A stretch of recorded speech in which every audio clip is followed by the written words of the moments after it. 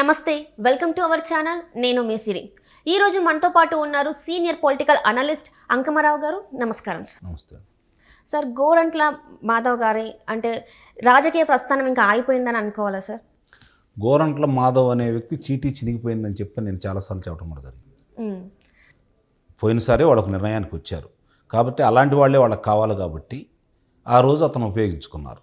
ఎప్పుడైతే ఆయన విశ్వరూపం చూపించేసి ఒక వీడియో ప్రజల మధ్యకి వచ్చిందో అప్పుడే ఆయన చీటీ చిరిగిపోయిందనేది అర్థమైపోయింది.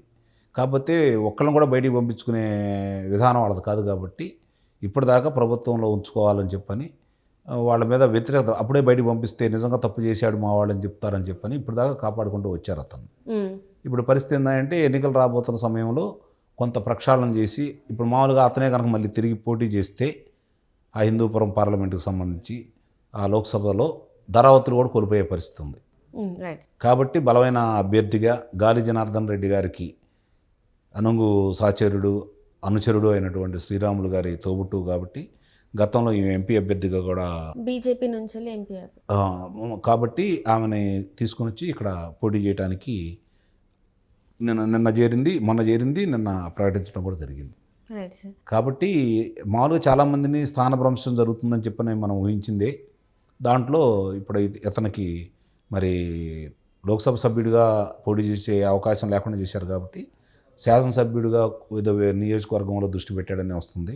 మరి అది ఎంతవరకు నిజం? మామూలుగా అతను ఏ పోటీ చేసినా పోటీ చేయకపోయినా అతని ప్రభావం అనేది ఆ పార్టీ మీద పడింది.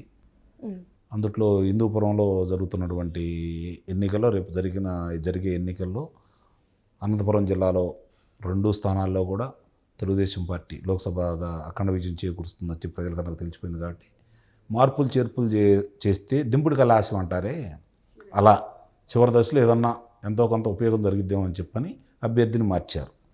దానివల్ల ఈ పార్టీకి కొంత వ్యతిరేకత తగ్గిద్దని చెప్పి భావిస్తున్నారు. ఇప్పుడు వాళ్ళు ప్రజలు ఏమనుకుంటున్నారంటే, మీరు అభ్యర్థులు మార్చుతారని మీరు ఏం చేసుకున్నా కూడా మాకు సంబంధం లేదు, ఇప్పుడున్న ప్రభుత్వాన్నే మార్చాలని మేము నిర్ణయించుకున్నాం కాబట్టి ఎవరైనా పర్లేదని చెప్పని దాన్ని పట్టించుకునే అవకాశం కూడా నాకు తెలిసినంతవరకు ఉండదు.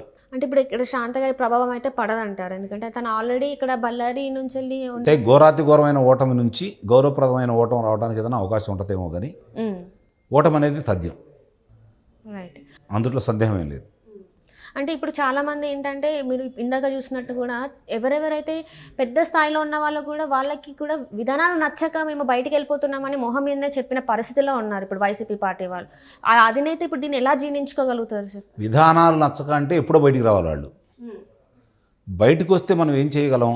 ఎందుకు? పైన కేంద్రం అనుకూలంగా ఉంది, మరి ఇక్కడ రాష్ట్రంలో అధికారంలో వీళ్ళు బలంగా ఉన్నారు. మనం 4, 5, 10 మంది బయటకు వచ్చిన వాళ్ళు ఈ ప్రభుత్వానికి వచ్చిన ఇబ్బంది ఏం లేదు కదా. ఉండి ప్రభుత్వంలో ఎంతో కొంత మనకి వాటాలు వస్తాయి కాబట్టి ప్రభుత్వంలోనే కొనసాగాలనే ఉద్దేశంతో వాళ్ళు కొనసాగారు. అంతే తప్ప రాజకీయ అవసరాలు, ఇప్పుడు అవతల పార్టీ నుంచి యువతలకు వచ్చారంటే వాళ్ళ రాజకీయ అవసరాల దృష్టిలోనే వస్తారే తప్ప పార్టీ మీద ప్రేమ కాదు, వాళ్ళ అవసరాల మీద ప్రేమ. పార్టీ మీద ప్రేమ ఉండాలి, ఎవరు బయటికి వెళ్ళరు. ఒకవేళ పార్టీ అధినాయకుడు ఏదైనా పొరపాటు చేసినా కూడా పార్టీని కాపాడడానికి ప్రయత్నం చేస్తారు. అధికారం కావాలనుకున్న వాళ్ళు మాత్రమే అటు ఇటుకు అప్పగంతలు వేస్తూ ఉంటారు.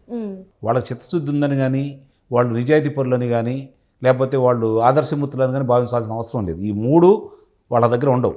అలా ఉండవాళ్ళు ఎవరు పార్టీ చివరి దశలో రారు. మధ్యలో పార్టీ చేసిన అకృత్యాలు ఏదన్నా ఉంటే దాన్ని ఎదిరించి మాట్లాడి ప్రజలకు ఇబ్బందికరంగా జరుగుతూ ఉంది, పాలన అస్తవ్యస్తంగా ఉంది, చాలా అనాగరికంగా ఉందని భావించినప్పుడు ఎదురు తిరుగుతారు, బయటకు వచ్చేస్తారు. మరి ఆ చివరి దాకా అదే పార్టీలో ఉండి కొనసాగి బయటకు వచ్చే వాళ్ళ గురించి ఎక్కువగా ఆలోచించుకోవాల్సిన అవసరం అయితే లేదు. కొంతమంది రావడానికి అవకాశం లేక ఉంటే ఉండొచ్చు, మనం బయటికి వెళ్ళినా కూడా ఉపయోగం లేదు కదా అని చెప్పని ఇప్పుడు దాకా వాళ్ళు అధికారాన్ని అనుభవించడం కోసం ఉన్నారు. ఇప్పుడు వీళ్ళు వచ్చి చేరిన తర్వాత వాళ్ళ నిర్ణయం ఎలా తీసుకుంటారో మరి చూసుకోవాలి. అంటే ఇప్పుడు మనం వైఎస్ఆర్సీపీ నుంచి వెళ్ళి చాలా వరకు వెళ్ళి టీడీపీలో జాయిన్ అవుతున్నారు సార్. సో ఇట్లా జాయిన్ అయిన వాళ్ళకి ఖచ్చితంగా పదవి అవకాశాలు లేవని అయితే ఖచ్చితంగా చంద్రబాబు నాయుడు గారు ఎప్పుడో చెప్పారు సార్. కానీ వీళ్ళు అక్కడికి వెళ్ళడం వల్ల వీళ్ళకి ఏం దొరుకుతుందని సార్? అంటే ఇప్పుడు మాధవ్ లాంటి వ్యక్తులను కనుక చేర్చుకుంటే తెలుగుదేశం పార్టీ కూడా నష్టపోతుంది. కాకపోతే కొంతమంది అకృత్యాలు చేయని వాళ్ళు, దౌర్జన్యాలు చేయని వాళ్ళు, భోషణలు చేయని వాళ్ళు ఎవరైనా వస్తే తీసుకుంటే వాళ్ళకి ఉపయోగం జరుగుతుంది. ఇప్పుడు ఏ శాసనసభ్యుడికైనా లోక్సభ సభ్యుడికైనా కనీసం ఒక 1000 మంది అయినా అనుకూలంగా ఉంటారు కదా. చాలు ఫలితాలు తాలు మార్చడానికి అవి పనికొస్తూ ఉంటాయి.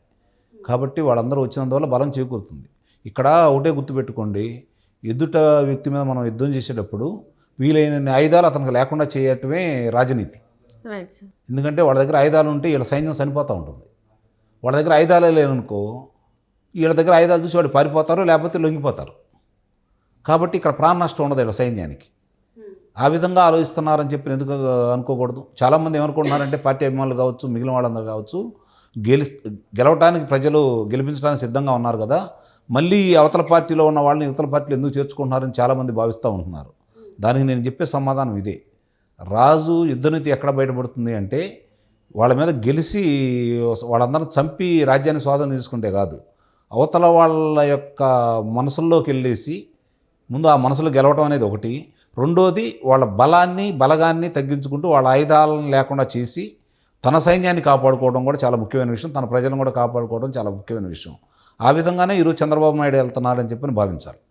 అంటే ఇప్పుడు రాజుగా జగన్మోహన్ రెడ్డి గారు ఫెయిల్ అయ్యారు, ప్రజల్లో మనసులలో తను లేరని చెప్పొచ్చు. నిస్సందేహంగా అందుట్లో అనుమానం ఉంది. ఆయన ఎప్పుడో 2019లో అధికారంకి వచ్చిన తర్వాత 2020 నాటికే ఆయన పరిస్థితి అందరికి అర్థమైపోయింది.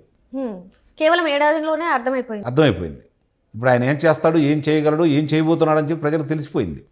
ఒక వర్గం కాదు, ఒక ప్రాంతం కాదు, ఒక మతం కాదు, అన్నిటికీ ఆయన ద్వారా ఇబ్బందులు పడ్డ వాళ్ళందరికీ అర్థమైపోయింది. కాబట్టి చాలా స్పష్టంగా కూడా ప్రజలందరూ తిరస్కరించడానికి సిద్ధంగా ఉన్నారని తెలుసు. కాబట్టి ఒక్కొక్కళ్ళు ఇలా జారుకుంటానే ఉన్నారు. మాధవ్ లాంటి వ్యక్తులకి ఆయన తిరిగి ఎందుకు దూరంగా పెడుతున్నాడంటే వ్యతిరేకతను తగ్గించుకోవడం కోసమే. ధరావతులు కూడా రాని పరిస్థితుల్లోంచి గౌరవప్రదమైనటువంటి స్థాయికి రావడం కోసం ప్రయత్నం చేస్తున్నారని చాలా స్పష్టంగా అర్థమైపోతూ ఉంది. గెలుపు అనేది తెలుగుదేశం పార్టీకి ప్రజలు ఏ రోజో ఇచ్చి పారేశారు. ఈరోజు జరుగుతున్నాయన్నీ ఊరకు తాత్కాలికమే. వాళ్ళ అప్రతిహతంగా సాగే వాళ్ళ గెలుపుని ఎంతో కొంత ఆపాలని ప్రయత్నం చేస్తున్నారు తప్ప గెలుస్తున్నారనే విషయం ఎలా కూడా తెలుసు. ఓడిపోతున్నారు వైఎస్ఆర్సీపీ పార్టీ అనేది వాళ్ళకి తెలుసు. తెలుగుదేశం పార్టీ జనసేన కూటమి అద్భుత విజయాలు సాధించబోతున్న సంగతి కూడా వాళ్ళకి తెలుసు. కానీ రాజకీయంగా పార్టీ మనుగడ సాగించాలన్నా కూడా రాజకీయంగా వాళ్ళకు కొన్ని అవసరాలు ఉంటాయి. కాబట్టి చివరిదాకా పోరాడతారు, సహజమే అది. దాంట్లో ఇలాంటి వ్యక్తులను కొంతమంది మారిస్తే కొంత నష్ట నివారణ చర్యలు, అంత తప్ప వేరే ఏముంది. అంటే ఈయనతో పాటు ఇంకెవరైనా మార్చే అవకాశాలు ఉన్నాయంటారా సార్? చాలామంది కనపడతానే ఉన్నాయి కూడా చాలామంది మారుస్తున్నారు. చూద్దాం. ఇప్పుడు ప్రభుత్వం మీద వ్యతిరేకత ఉంది తప్ప కొంత స్థానికులు మాధవల ఈయన లాంటి వ్యక్తుల మీద బాగా వ్యతిరేకత వచ్చింది. శాసనసభ్యుల మీద చాలామంది కూడా వ్యతిరేకతతో ఉన్నారు. వాళ్ళందరూ పరిస్థితి కూడా కొంతమంది మారుస్తామని అంటున్నారు. మార్చిన వాళ్ళని కొంత వేరే ప్రదేశాలకు తీసుకెళ్ళి పడేస్తున్నారు. అప్పుడు వాళ్ళు ఏమనుకుంటారంటే అక్కడ వాళ్ళు వీళ్ళకి అర్థం కాంది, ఆ నియోజకవర్గంలో ఈయన మీద ఇంత వ్యతిరేకత ఉండి ఆ నియోజకవర్గంలోనే చేసినప్పుడు స్థానికుడై ఉండి మా నియోజకవర్గం వచ్చి ఇంకెంత చేస్తాడో భయం కొద్దీ కార్యకర్తలు దూరంగానే పెడతారు, ప్రజలు దూరంగానే పెడతారు. అంటే ఇంకా నెగిటివిటీ అనేది ఇంకెక్కువ పెరుగుతూనే ఉంటుంది. ఇంకా అక్కడ కూడా గెలిచే ఛాన్సెస్ అయితే ఉండవు.